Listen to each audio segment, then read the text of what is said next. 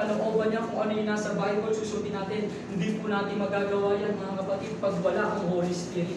Dahil ang Holy Spirit ang mag-guide po sa atin. So ngayon po, tapat-tapat po yan. Una, magsisisi tayo, ang Lord po ay namatay. No, yan po ang representative ng kamatayan ng Lord, ang pagsisisi.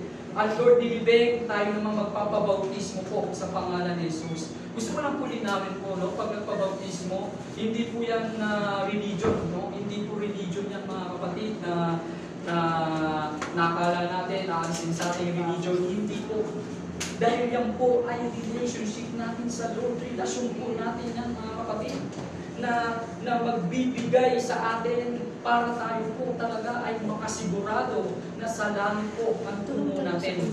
And lastly, ang Lord na buhay na magmuli, tayo naman tatanggap ng Holy Spirit. At yan po yung sinasabi, mga kapatid, na mabuting balita ng ating Panginoon.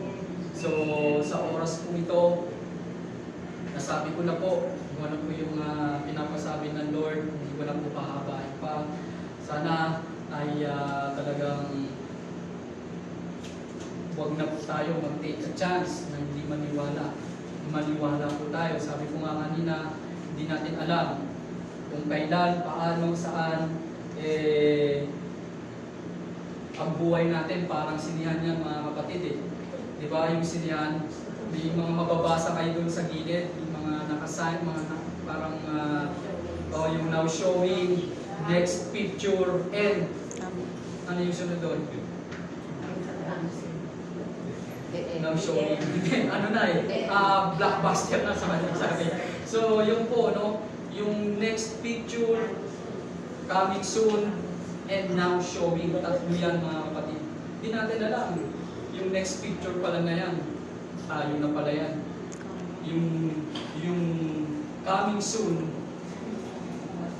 malapit na pala.